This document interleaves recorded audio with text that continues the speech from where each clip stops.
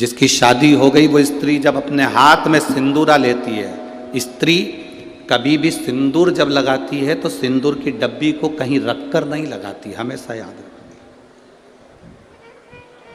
जिस नारी सिंदूरे को नीचे रख दिया या सिंदूरे को अलमारी पर रख दिया या सिंदूरे को टेबल पर रख दिया और उसमें से लेके सिंदूर लगा रही है, तो वो नारी, हाँ एक जगह पर सिंदूरा रखा जा सकता है, जब आप सुहागल कर रहे हो, कोई पूजन कर रहे हो, तो आप देवी जी को, गणेश जी को जो सिंदूर चढ़ा रहे हो वो चढ़ा हुआ जमीन पर भी रखा हुआ मांग में धर सकते हो।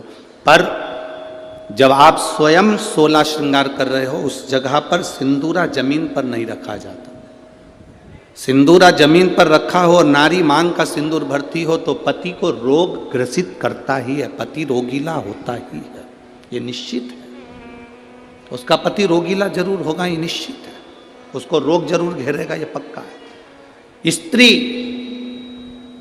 जब उसकी मांग भरता है तो पति के भी हाथ में सिंदूरा पकड़ाया जाता है और पति अपने हाथ से उस मांग को भरता है। पति के हाथ में सिंदूरा पकड़ाया जाता है, वो सिंदूरा साधारण नहीं है।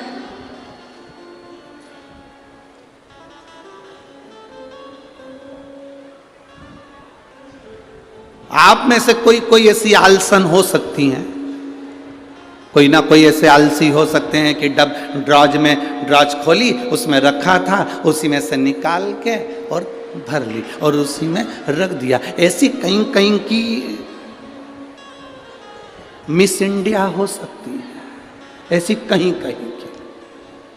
पर मेरा विश्वास कहता है भिंड जिले की तो नहीं कह सकता कि ऐसी होगी, भिंड जिले की जितनी होंगी हाथ में सिंदूरा लेकर सिर पर मांग भरने वाली ही होगी।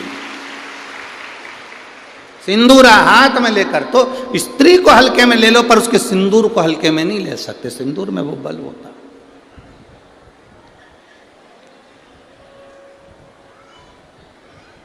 एक कौन सा राक्षस है जिसका संहार, वो कौन सा राक्षस है जिसका संहार एक स्त्री ने मांग के सिंदूर से अपने दूसरे प्रतिबिंब को प्रकट कर कर मारा था? वो कौन सा राक्षस है?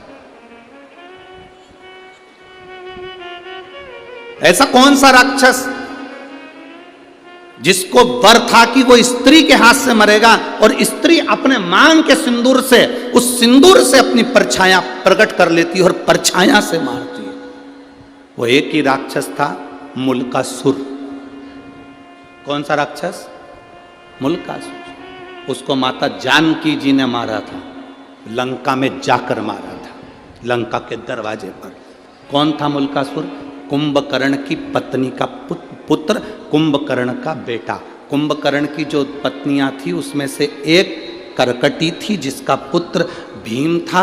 उस भीम को शिवजी ने मारा था तो वह भीमाशंकर बन गया था। और कुंभकर्ण का एक बेटा था मुल्कासुर, जो जन्म लेने के बाद मूल में हुआ था तो उसको भिगवा दिया गया था, जिसको सीता जी ने मारा था, माता जानकी जी ने मारा था। मांग के सिंदूर में कितना बल होता है!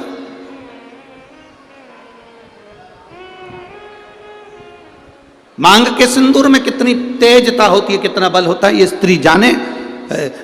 स्त्री आज के ज़माने में तो ऐसी पेंसिल आ जाती है, वह पेंसिल से ऐसी लाइन लाइन खींच लेती है और पेंसिल से लाइन खींचा और काम खत्म, बस।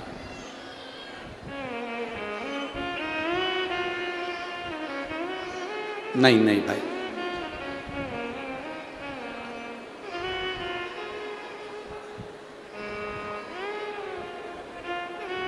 आप में से आप लोगों ने देखा कि नहीं देखा, बड़े बड़े घर के लोग भले मांग भरने में संकोच करें, सिंदूर लगाने में संकोच करें, पर तुम्हारे यहाँ पर कोई काम करने वाली आई हो ना, तुम्हारे यहाँ कोई बर्तन मांजने वाली आई हो, वजन ढोने वाली, ईंट रखने वाली, फावड़ा गेती रखने वाली, रेत भरने वाली, वो काम करने वाली स्त्री को देखना। एक पैसे वाले के यहाँ की नारी भले मांग भरने में संकोच कर सकती है, पर एक गरीबड़ी गरीब स्त्री कभी मांग भरने में संकोच नहीं करती, वो मांग भर कर चलती है।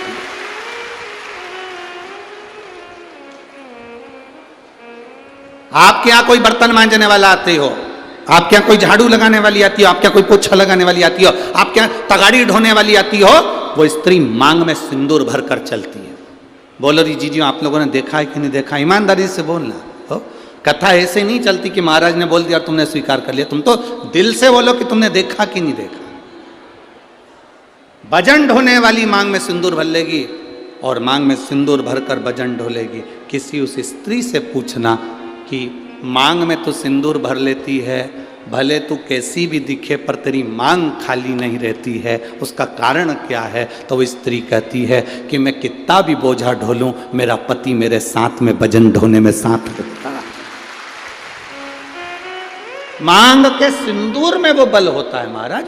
वो सिंदूर जो सीता जी अपनी मांग में भर रही, वो सिंदूर आज तक ददरुआ धाम सरकार श्री हनुमान जी महाराज के तन पर तुम्हें लगा हुआ दिखता है। उस सिंदूर में कितना बल होगा, उस सिंदूर में कितना आनंद होगा। वो सिंदूर क्या साधारण हो? विचार करिएगा, स्मरण में लाइएगा। वो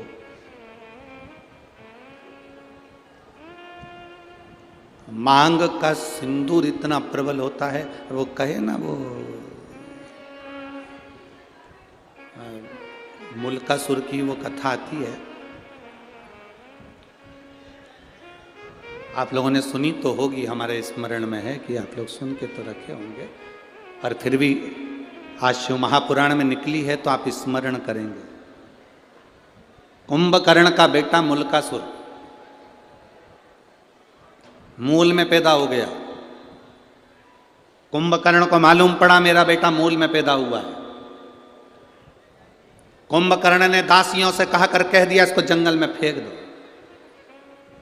ले जाओ इसको और वन में डाल दो, ले जाओ इसको जंगल में फेंको। अब उस बच्चे को ले जाकर जंगल में फेंक दिया।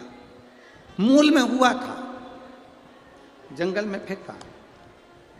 जंगल में फेंका, एक मधुमक्खी ने उस बच्चे को देख लिया। मधुमक्खी ने जब बच्चे को देखा कि कोई बच्चा रो रहा है और बिलख रहा है, इसके घर के लोग उसको यहां पटक कर चले गए। मधुमक्खी ने अपने छत्ते को छेदित कर दिया। मधुमक्खी अपने छत्ते को बनाती है, कभी छत्ते को छेदित नहीं करती कि उसमें से शहद नीचे गिरे।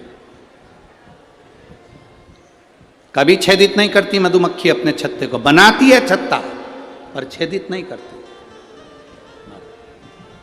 छत्ता बनाएगी पर छेदित ना करेगी, छेदित ना करेगी।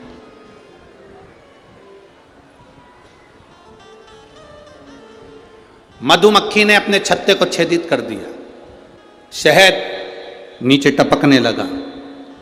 वो जो मुल्कासुर था, कुंभकर्ण का जो बेटा था मुल्का, वो नीचे सोया था, रो रहा था।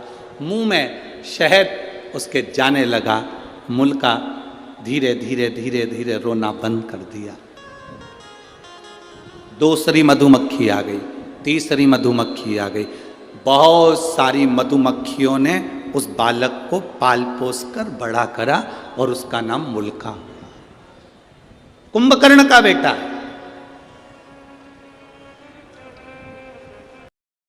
जो नारी घर के काम में व्यस्त रहते रहते रहते रहते रहते रहते दोपहर की 12 निकल गई, मध्याह्न का समय निकल गया और इतनी काम में व्यस्त रही कि 4 बजे के बाद स्नान कर रही है। एक भी बार उसने सुबह से स्नान नहीं करा, इतनी काम में व्यस्त हो गई कि वो शाम को फिर 4 बजे के बाद स्नान कर रही है। तो हमारे शास्त्र कहते हैं वो नारी का सौभाग्य अखंड नहीं रह पाता। बहुत ध्यान देना महाराज, तुम्हें 50 काम करना है, 100 काम करना है, दिन भर काम करना है, और सुबह के समय पर पहला स्नान कर लेना चाहिए। शाम का भले तुम बाद में फिर नहा लो।